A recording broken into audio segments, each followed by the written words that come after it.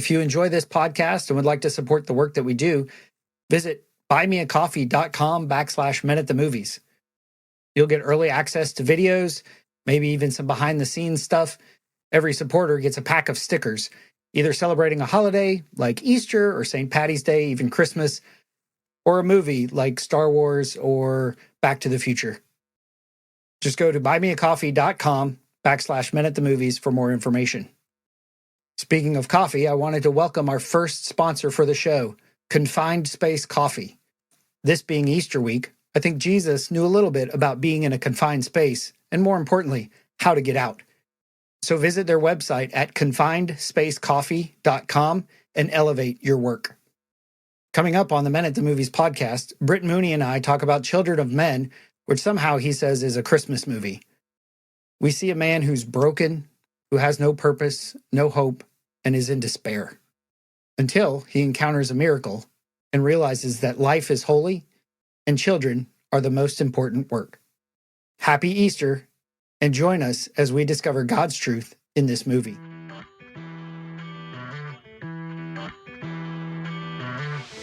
The movies and stories we love are gateways to see ourselves and God in new ways.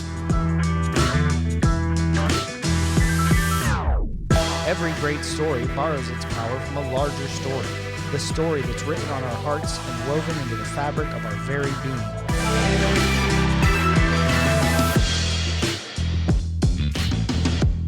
Hello and welcome to the Men at the Movies podcast. Before I introduce the guest, although calling him a guest is like, it's just stupid. He's my partner in crime here. I wanted to say we're going to talk about Children of Men today. And this is a movie that Britt even texts. He's like, there's not a lot of great dialogue.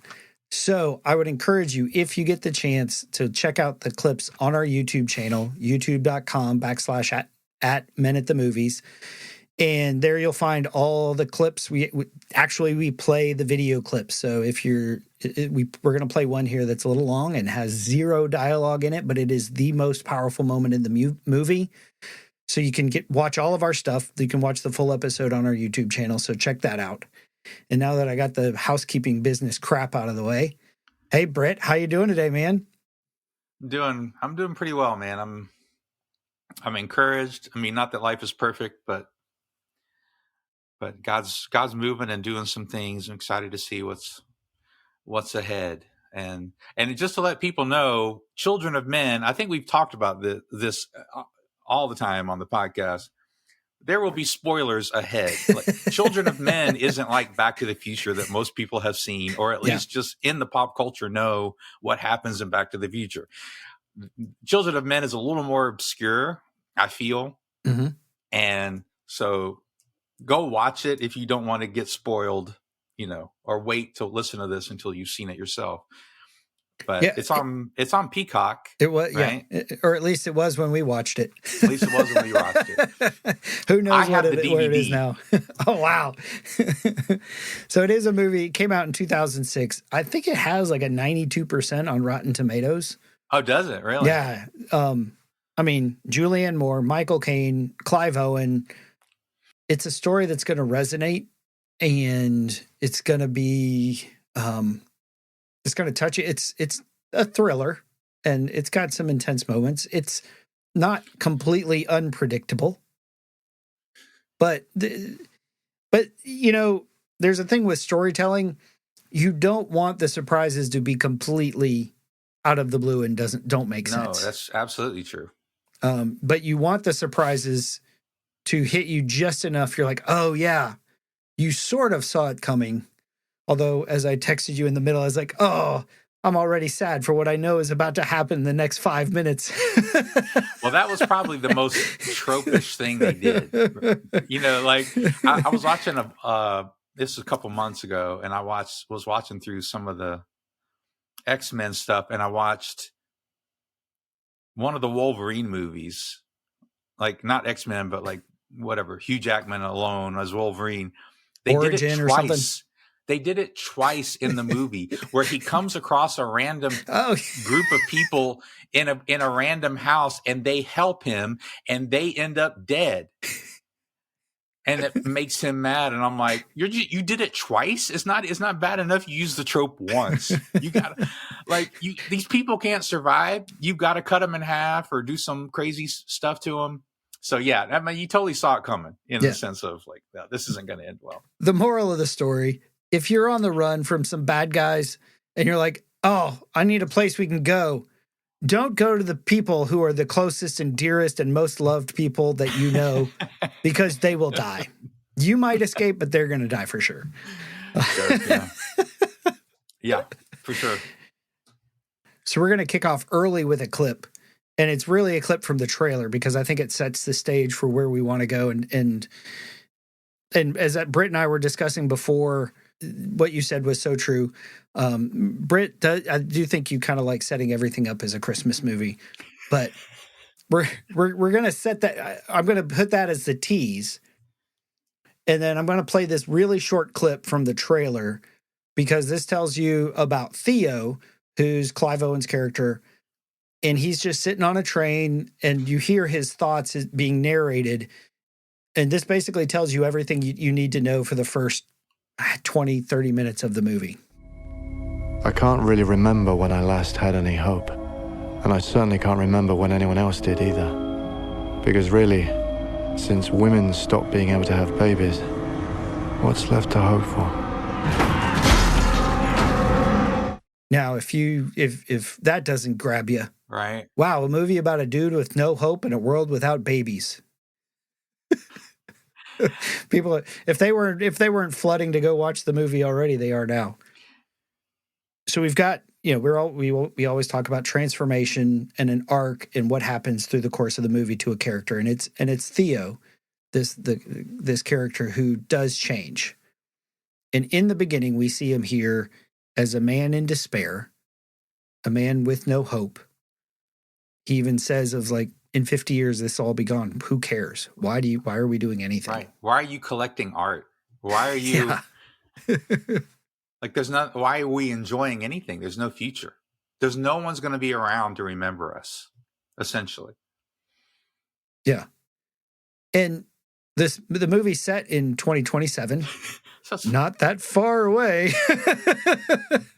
Granted, it was 21 years from when it came out, so it seemed like a long time back then. And so and then you hear a bottle smashing on the side of the train. He lives in a world at war, and it's a dark place to live. In another clip, when he meets his friend Jasper, who's played by Michael Caine, he's like, I wake up, I go to bed, I feel like shit. I wake up, I feel like shit. I go to work, I feel like shit. It's like, oh, that's a hangover. It's like, at least with a hangover, you feel something. Yes. What a line. Right. So, so in our world, we've got, just in the recent history, we've had a war go on in Israel. We've had a hurricane come through North Carolina. We've had wildfires in California. We've got decreasing birth rates across Europe and Asia, not just in developed countries, but in developing countries, which typically is not what happens. Normally, as technology advances, the birth rates go down, but they're seeing birth rates decrease regardless of technology in countries, to the point today there are not enough children being born to replace the population that is dying. So go back to that line. I really can't remember the last time I had any hope. So against that backdrop, Britt, why do you say this is a Christmas movie? Oh, yeah. So that's more recent that I've seen more of the Christmas theme through it, and maybe because we watched it here a couple weeks after, 3 weeks after Christmas. But to me, it's the long lay the world in sin and error pining.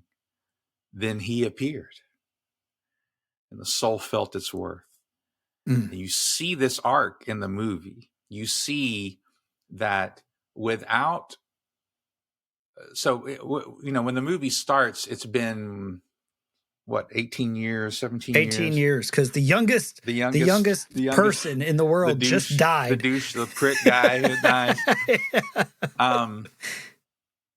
So it's been 18 years, and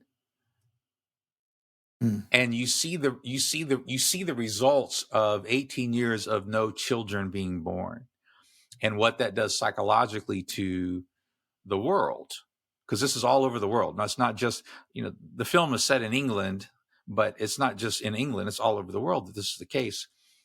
And so this is dystopian. It's almost science fiction. It's not quite science fiction, but it's what we call, instead of utopia, it's a dystopia. This is a worsening of something. And it's not quite apocalyptic. It's not quite but apocalyptic. It's close. Yeah, it's close. But so a dystopian movie, one of the purposes of a dystopian movie and classic science fiction is to make some sort of comment on the human condition, or specifically the society of the day. So, for instance, Hunger Games is dystopian, and it's making a comment about our love for entertainment and sports. And may the odds be ever in your favor. And it takes it to the extreme to make a point, right? Like if we take this to an extreme, what would we see if we take this mentality to its extreme? And that shows the flaws. But in a fictional world, so we can have discussions like this. So here we have a man, and it's focused on a man, which is good storytelling. It's not he's in this backdrop, he's in this culture, but he also is living without hope, as you said. He's living without hope. He's living without purpose. There's no future. A week or two ago, one of our pastors gave a word to our congregation about, he felt the word for this year was, I know the plans I have for you, says the Lord, from Jeremiah 29. It's a future and a hope, blessing, not disaster. And then you will find me when you search for me with your whole heart. But if you know the context, Jeremiah is giving that message during the exile.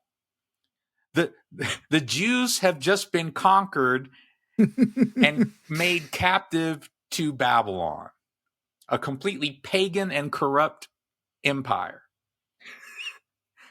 So yay, right? but within that, he's like, look, I know this looks bad, but let me tell you, I have better plans for you. Just hold on, just hang on. And so that's what we see. That's the message of Christmas. The message of Christmas is we're living under a Roman tyrant, that's usually, and what do tyrants do? They have censuses so they can tax you more and, make sure they can control you better and, all that stuff. Yeah. And before you get really good and rolling, I wanted to pause a little bit more and say, to really, this would have been great to throw out during Advent, I think, because this is a very Advent message, or an Advent movie that connects with us. And we've sort of shifted our look here at Men at the Movies, where we're talking less as a sermon or a teaching and stuff like that, of more of this is why does this touch our heart and what does it reveal about who we are? And I think this movie for both of us, it hits both. It's going to be both for us a little bit of, this is why it's awesome. This is why it resonates, and this is why it's awesome. Because not just that, you haven't had a baby in 18 years. Well, between Malachi and Matthew, good. There's been 400 years. For sure. Right? God has disappeared for the Israelites. Yeah. And not just the Roman tyrants, but you've got the religious tyrants. What Jesus would say to the Pharisees of, you keep piling up piling up burdens on their backs and you don't offer to help them carry it. And we're going to get into some of those nuances too here a little bit. But here it is in the as they say, the dark night of the soul. And when Jesus shows up at his birth, you know, the angels and Mary and Joseph and all this stuff. But when he shows up, an unexpected child, we told you there's spoilers. But it's that gap of there's darkness. The hymn you quoted of long lay the world in sin and error pining. We're pining for something. Yeah, what are we pining for? And again, later, I think it was Paul who said, be ready to give an answer for the hope that you have. So how do we get from sin and error pining? What are we pining for? What is our hope for? How do we avoid despair in these dark times when it seems like the world around us is falling apart? To give an answer for the hope that you have. Right. And we go back to Theo, who in this moment has no hope. He's living in despair. His marriage has fallen apart. His child died 20 years ago. He is a broken man with no purpose, no pain, or no vision, no hope, and full of despair. Well, and to show you how hopeless he is, he smokes all the time. He carries liquor around with him and drinks all the time, and he gambles. I mean, like, what other vices can you give this guy to show that he's hopeless? He's just trying to feel something. He's just trying to titillate himself somehow, and it's not working.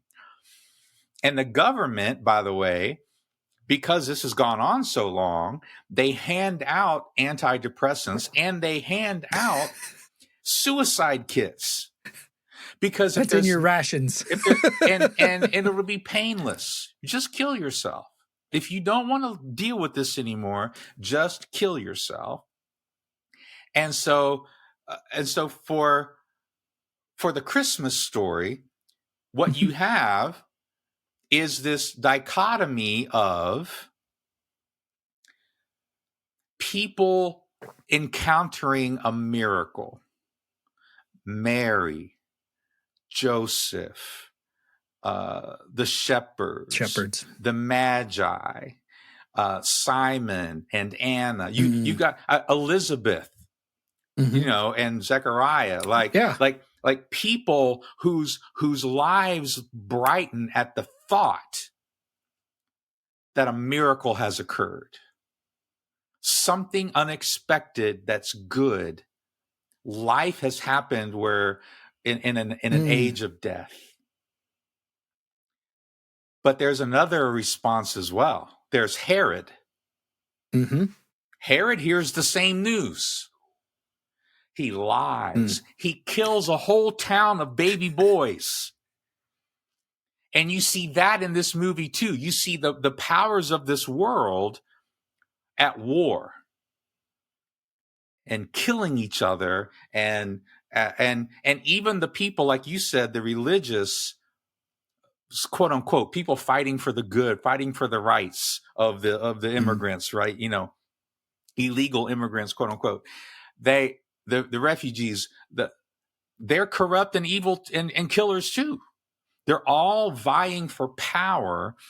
And yet in the midst of this darkness where you would say, well, if every option is crap and there's no future, what is there to live for? And then he sees a pregnant woman in the movie. And so in the movie, he sees a pregnant woman. And some people see the miracle and react violently. Right. And Jesus promises us that's what will happen. If they hated me, they're going to hate you. Yeah. Like it happened the day I was born, people started killing each other over the reality of a miracle. But that's not all that happened. Some people's lives were changed. And for Theo, then we see a different arc. Now he cares. He was doing it for money, maybe, but he used to be a person of integrity and idealism, and he fought for a cause, and he starts to rediscover that about himself when he encounters a miracle. Mm-hmm. Yeah. No, oh, wow, keep going. That was, sorry. And so that's the power of the gospel. You see, this is really important.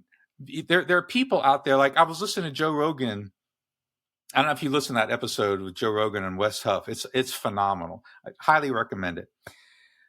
But Wes Huff is a Christian, and he's very educated.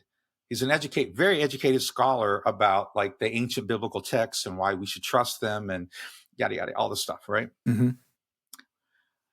And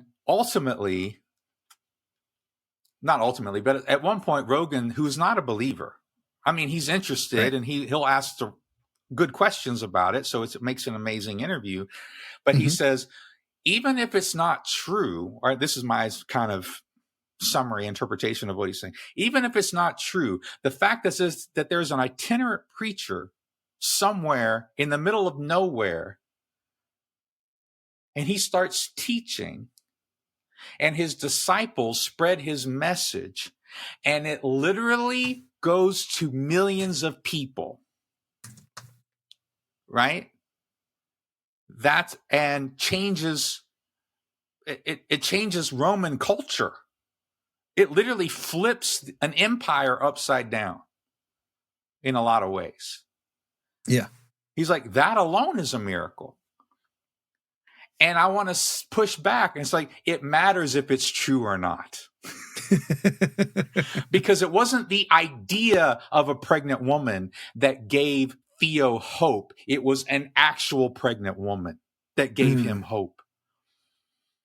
As Paul says at the end of 1 Corinthians, if there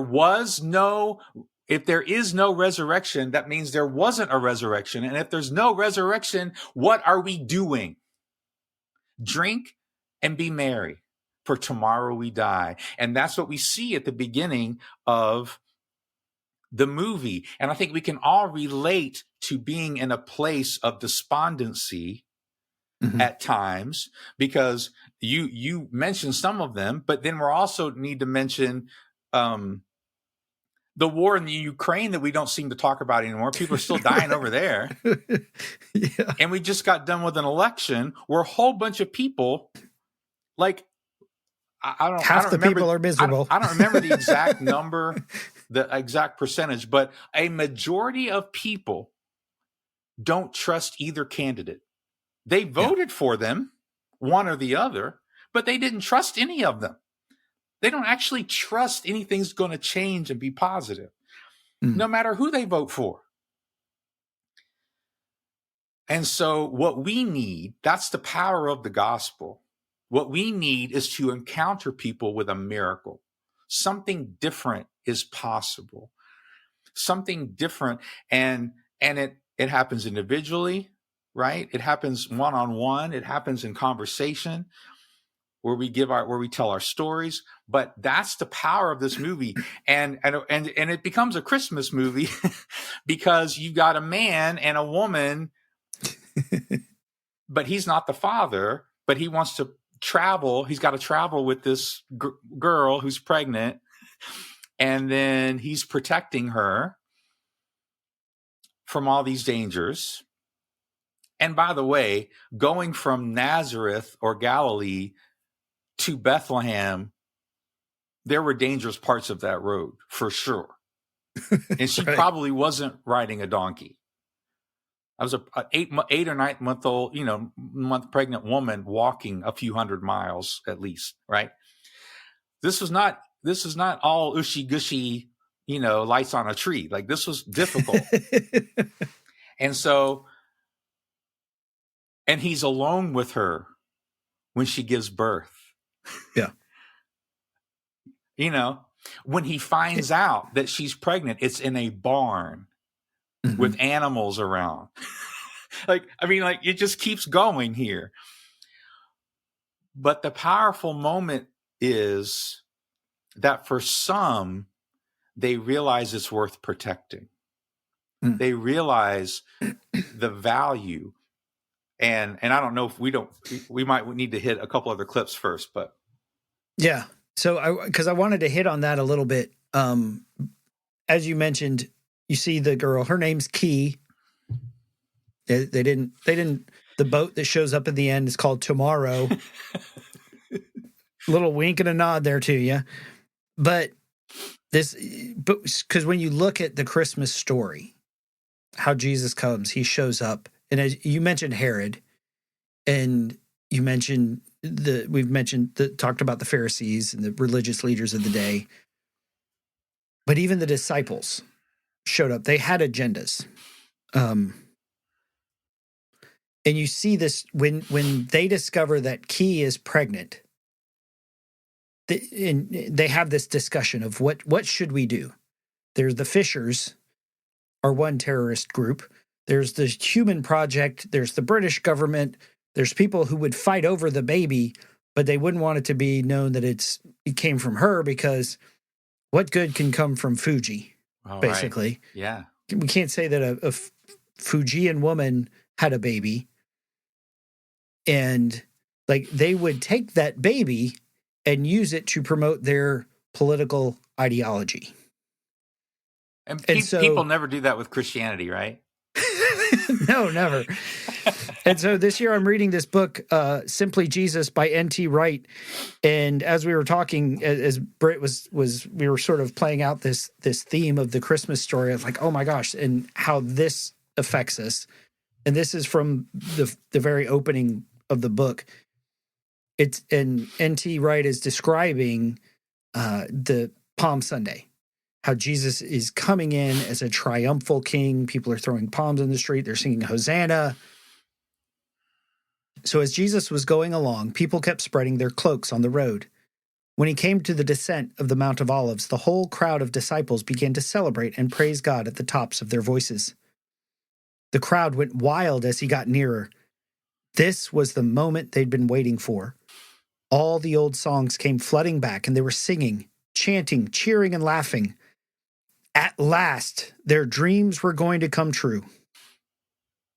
But in the middle of it all, their leader wasn't singing. When he came near and saw the city, he wept over it. Yes, their dreams were indeed coming true, but not in the way they had imagined. He was not the king they expected. He wasn't like the monarchs of old who sat on their jeweled and ivory thrones dispensing their justice and wisdom. Nor was he the great warrior king some had wanted. He didn't raise an army and ride into battle at its head. He was riding on a donkey, and he was weeping. Weeping for the dream that had to die. Weeping for the sword that would pierce his supporters to the soul. Weeping for the kingdom that wasn't coming, as well as for the kingdom that was. And you see that right in this movie where people want to use the baby for their own agendas. We were talking too about how in Mark 1, where Jesus began his ministry and he's in this town and he's stayed up late healing the sick and everyone that came to him. And then early in the morning, he went to pray. And as he was returning, Simon and the disciples find him and said, "Oh, everyone's been looking for you. Like, dude, there's a line of people waiting to see you." And Jesus says, "Let's go. We're going somewhere else." And as I was reading, I put myself in, like, as a disciple of Christ, which I am. You are. Right. We're all disciples if you follow Jesus. But you show up, you're like, oh my gosh, yesterday was amazing.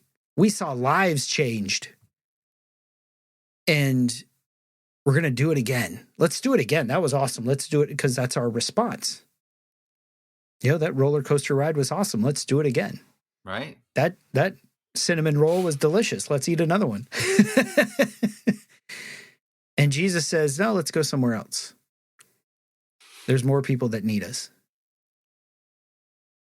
And what I wrote down was the collateral damage of the ideologies of the people that are pushing the agendas. And we can watch a movie like this and be like, oh, they're all the bad guys, right?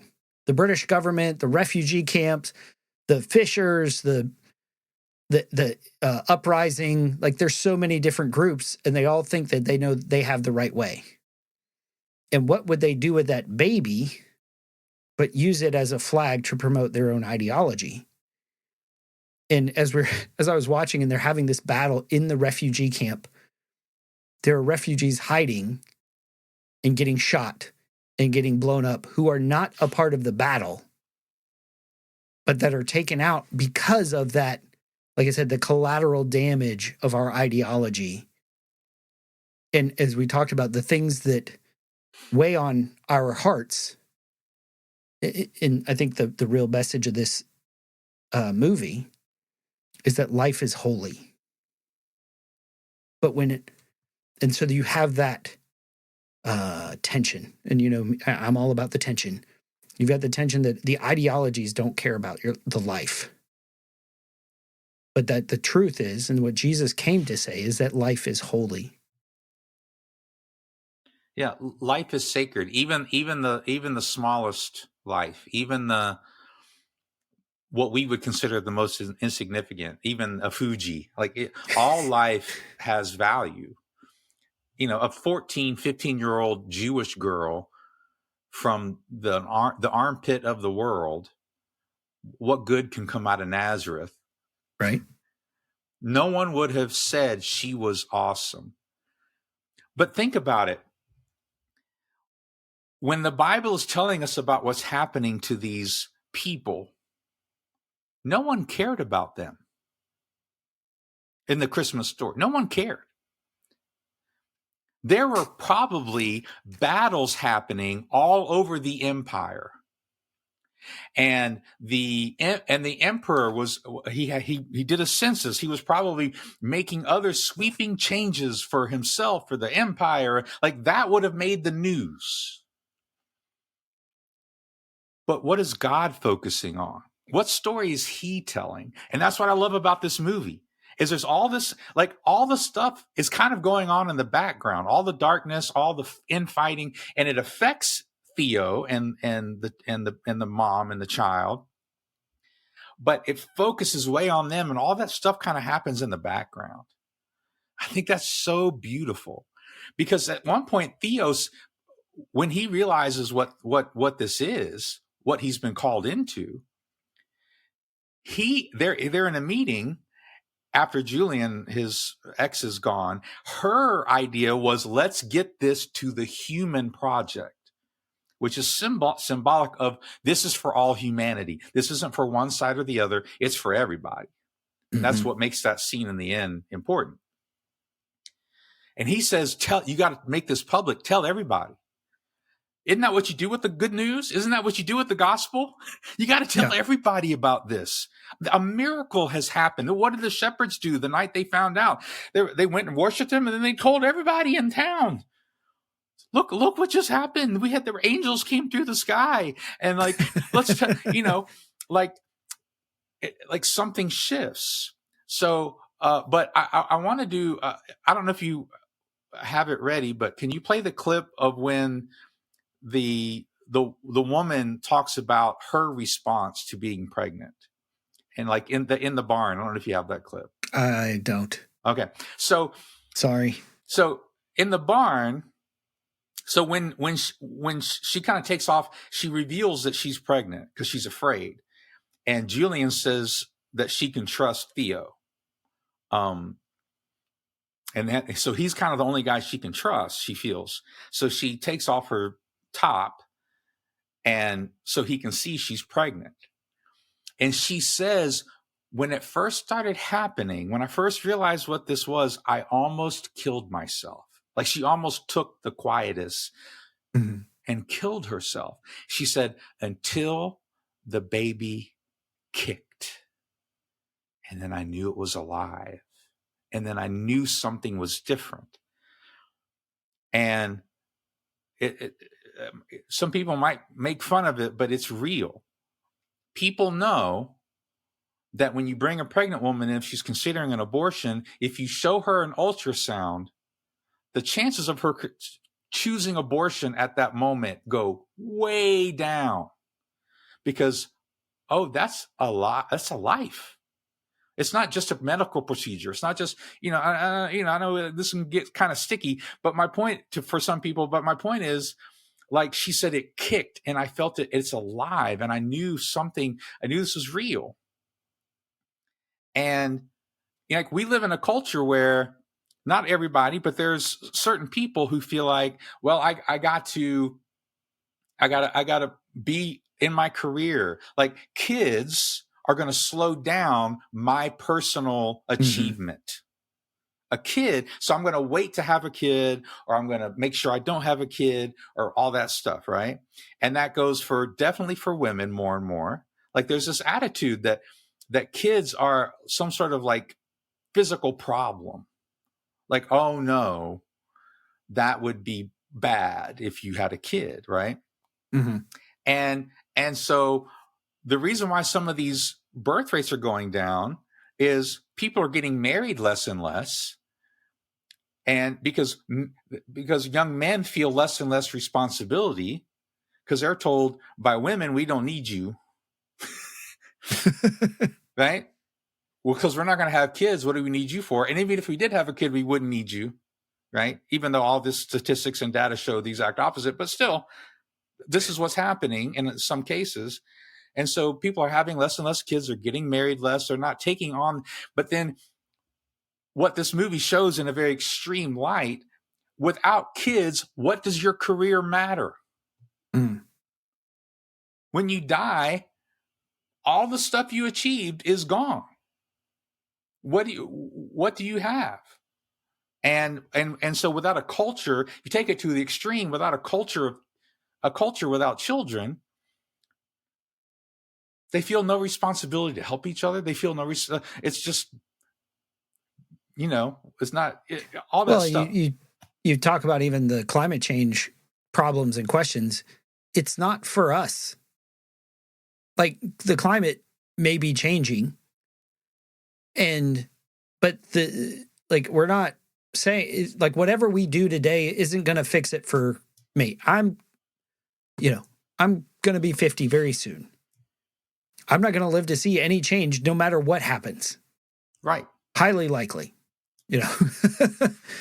But I love that idea. And I'm going to have you tell that story about A.W. Tozer here.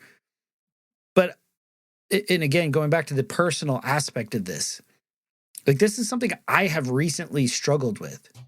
Right.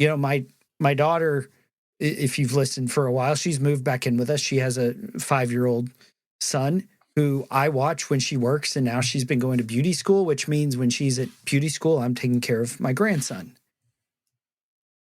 And I'm trying not to sing the beauty school dropout song. I'm trying not to sing it. I know. It's hard. It's very hard for a kid who grew up in the 70s. All right, go ahead. It took me several weeks of saying it before that I could move on past that concept. But I had to move through that transition of a sense of loss of, I have to take my grandson to school every day. I have to pick him up. I'll have to put him to bed like 3 nights a week. And I was frustrated. I was angry. I was like, I felt like my wife's she's been getting her doctorate for 2 years. This was supposed to be our time. We were actually going to have margin again. And now we don't. This was, now I'm going to do stuff around the house, or I'm going to, write a book or make videos or do this or do that. And this is keeping me from doing that important work. And right. And there's the realization when you go back, that whole idea of life is holy. What is most important? And I'm like, in moving to the point of, if I never write another book, that's okay. Because I'm not spending my life like wasting it on booze and smoking and gambling, right? I'm not writing tomorrow. my book. Let's start that tomorrow. Right. Yeah. I'm starting that tomorrow. But I'm pursuing my wife and taking care of her and being available for her and my daughter and my grandson and my sons and my granddaughter and my friends. Like, those are the most important people to me. Those are the biggest impact I can have. Right? And it's one thing to be like, yeah, I'll take him, but then sort of be resenting and frustrated and seeing all the stuff you're not doing piling up. And I'm like, the lawn doesn't need to get mowed today. The house doesn't, like, I can live in chaos for a couple years because the truth is we don't know what tomorrow is going to happen. And I do know that eventually Kaysen is going to be grown up. I know eventually Lainey is not going to live here. And when that happens, what would I give for one more day with my grandson, with my daughter? What would I give for one more day with my friend with cancer? What would I give for one more day with my parents, with my brother? Mm-hmm. Like, tomorrow is not guaranteed. What would I give to have that? And if I would give everything for one more day with my dad, and you have one more day with your dad, then you have everything. And to be content with that. Right? And you were in our pre-show talk, you were talking about A.W. Tozer and his wife. I'm trying to remember the actual quote. You might be able to look it up while I'm talking. I think it's C.S. Lewis said something about children aren't a distraction or something from the point. They are the point. Like children don't keep us from what's important. They are what's important, or something like that. I'm trying to remember. Children are not a distraction from more important work. They are the most important work. Right. So, we drove out to Texas over Christmas. This is not my blood family. Like, this is my wife's family. This is all my wife's family. They care about me, but they don't care about me as much, right? Like, they want to see my wife. They want to see the kids, and the kids want to see their cousins who are around the same age. And we were talking about this. And you're a driver. And I'm the driver. and Becca drives more now, and Elisha can drive a little bit now. So it's not as bad. I got some work done on the way. And it was like, it's not that bad. It's fun. They're good. They're nice people. And I'm not against it. But when I'm frustrated after 10 hours of driving, what I tell myself is, it's not about me. Why am I doing this? I'm doing this because in the future, I remember having amazing times with my cousins when I was a kid. I want my kids to have that. I want my kids to have that connection. I want my kids to understand family is important. There's a whole host of reasons. And if it was just what do I want in the moment, then I wouldn't give them those things. I'd be like, screw you guys. I'm going to watch Lord of the Rings again or something, or whatever, like whatever I feel like doing. And so the story with A.W. Tozer is, if you don't know who A.W. Tozer is, a writer, 40s, 50s, maybe into the 60s, and pastor to church, wrote some great books. One of my favorite writers. Mm-hmm. And just really gifted as a teacher and theologian to some degree. Anyway, I heard a story about how after he died, his wife was still young enough that she married someone else. She remarried after A.W. Tozer died. But she just married a regular guy, or supposedly, like, quote unquote, regular guy. And someone was interviewing her and asking her, what's it like after having been married to such an important, famous, gifted man, and now being married to just a regular guy. And she said, I'm happier than I've ever been in my entire life. Because Aiden was his first name. He loved Jesus. But her new husband, she said, he loves me. And that convicts me and reaffirms something that has been important to me since I was younger, because I take the Bible seriously. So in Timothy, when he says, hey, if you're going to be an elder, number one on the list of qualifications is, how is he with his family? Watch him with his kids and his wife. The first qualification isn't, does he know the Bible? Does he know the Bible better than everybody else? Can he, boil it all down to 3 points and, and make people cry and come to the altar? Like, that wasn't number one. It was, does he practice self-control? Which is basically, does he drink too much? That's literally what it says. But, and how does he lead his family? Because if he can't lead his family, he has no business leading other people. Because the family is the model for the church. Because the family was instituted before the fall. So a family, having a wife, having kids, reminds us of our sacred, it's a symbol and a sign of our sacred eternal mission and purpose. And it gets the attention off of us, and it shows that we will sacrifice for the good of others. And if you read the Gospels right, Jesus says, those are the people. You want to be the greatest in the kingdom? Be a servant or a slave.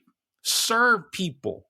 Make it not about you. The Son of Man didn't come to be served, but to serve. If you want to have eternal worth, and that's in a very practical, sometimes very frustrating, sometimes maddening way,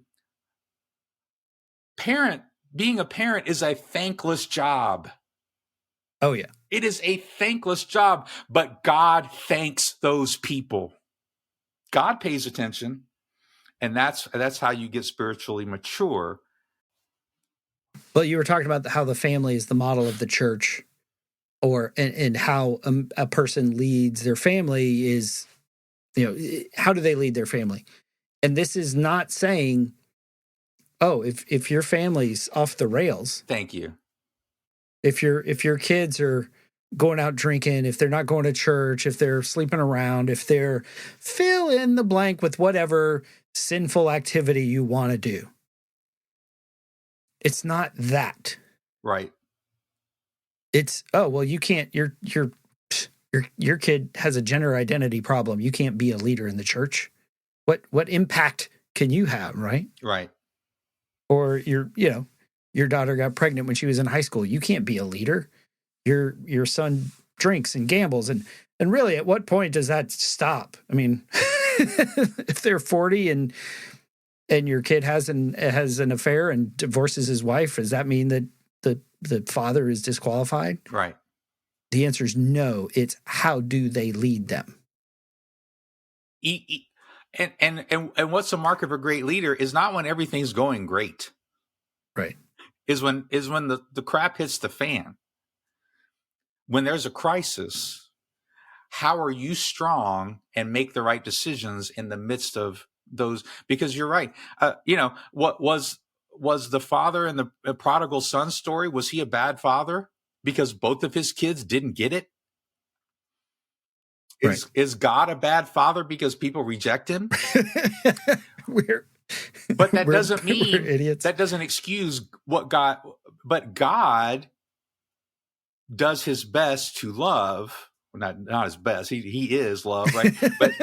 but God loves, even through our rebellion, and guides and gives grace.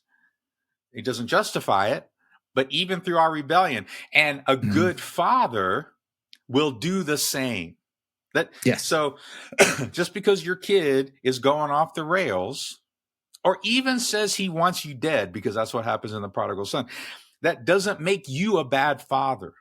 That doesn't. Now, again, I'm not God, so I probably did make some mistakes. I mean, like, but still, there's no probably. but still, we both. Then when that happens, a good father repents and admits his mistakes, and gives grace, but still chooses to protect and love. See, here's the thing. So I'm going to try to boil this story down, but I was talking about with a friend of mine, a young man that we were close to came and worked for my friend. And the young man was newly married, right? Got a job at this ministry dealing with the homeless. And my friend said, yeah, in the beginning it was rough. Because I was like, how's he doing? You know, He said, well, he's doing great now, but in the beginning it was rough. You know, he didn't take things seriously. He let the ball drop on some stuff, you know, basically being an early 20s guy. I mean, like, that's just right. He said, but over the last year or two, he really turned it around. And I said, because he had a kid, right? He goes, yep. When he held that baby, and if you're a dad, you know this feeling. When you hold that baby, you realize, holy crap, it's not about me anymore. Mm-hmm. Now, I would hope you feel a little bit of that when you get married, but you can still think it's about you. You can still think, well, we get naked all the time, and like, you know, I can just do what I want. We just kind of still date like we're, you know, like there's, you know. Things change after a baby comes. But when a baby's there, you're like, oh, this is different. And after a year of taking his job seriously and thinking about his future and the baby's future and his family's future, he applied for a different job in Washington, got a better job, right? Like, he didn't get a better job because he's trying to further his career. He got a better job because he's like, I got to take care of this thing. Like, this thing requires my love and my protection and my responsibility, and that matured him. And it does the same to women. It did the same thing to Key in the movie. I felt the baby kick, and I knew something had changed. Something is different. And it calls us, and it's a very practical, very earthy thing, but it's a symbol of when we make it not about us, and we realize there's a future, and we try to give people a future, and we take on those purposes, whether it's with our grandchild, or if we're single, if it's with other members of our family, or there's other ways we can do this. It doesn't have to be physical children necessarily, but when we value people like this, it's literally a representation of the gospel, of Christmas, of like what's happening is you're saying life is a miracle, whether we treat it like that or not. And the gospel is about a man who died and rose from the dead. Like, there's a miracle happening here. And it matters if it really did happen. Yeah. They wouldn't have died for something. Those disciples wouldn't have died for something that they made up. Like, you have to, you know, like, they would have had to have been delusional as a collective. Yeah. Like, that's really, you know how hard, like, that's a whole other miracle to be collectively delusional among 50 people or 100 people. But they believed that this happened. It really happened. And they died for it. And Theo dies for it. He gives his life because it's real and it matters. And that's why we preach the gospel, because the gospel of that miracle, it calls both sides of those people of agendas, causes them to at least pause and go, oh, maybe we shouldn't fight. maybe we should stop for a moment and think about this. Because when you see the truth of Jesus, going back to Christmas, and it was funny because over Christmas, one of my friends texted, like, it was like, Merry Christmas Eve, he is risen. I was like, I am so confused by this text message. But the whole thing, Christmas doesn't matter. The only reason Christmas matters is because of Easter. And what you were saying earlier about what Paul wrote about the resurrection. Well, if there's no resurrection, then Jesus didn't resurrect. And if he didn't resurrect, then we are just screwed. What are we And sacrificing of all men, and of all people to be most pitied. Exactly. If this didn't happen, then this doesn't matter. And we are idiots and fools. And so what Britt was just saying, but when that truth of the gospel, and that's why I think this movie arrests us. And this is why this movie, which is both a teaching point, but also this is what makes our hearts come alive and resonate, because we've experienced the despair and the hopelessness and the dark night. And there's been times even after conversion where we've experienced the dark night and fought through it. And what is the key to it all is what you were just talking about, is actually seeing the miracle. And so we're going to play the clip. And for everybody who's listening, this is a long clip without any conversation. So I would encourage you to go to YouTube to watch it. They're in the refugee camp. The baby has been born. Theo has found Key. She got taken by the fishers, but he found her. He pursued her. And it is his mission to rescue her, to get her to the Human Project so that the baby can reach tomorrow. And in the middle of the battle, the baby is crying. And as they're exiting the building, seeing the people's response to seeing the miracle is, to me, this was the most powerful moment of this entire movie. I'm like, I can't do this podcast without doing this moment, because this is the moment that hopefully will wreck you.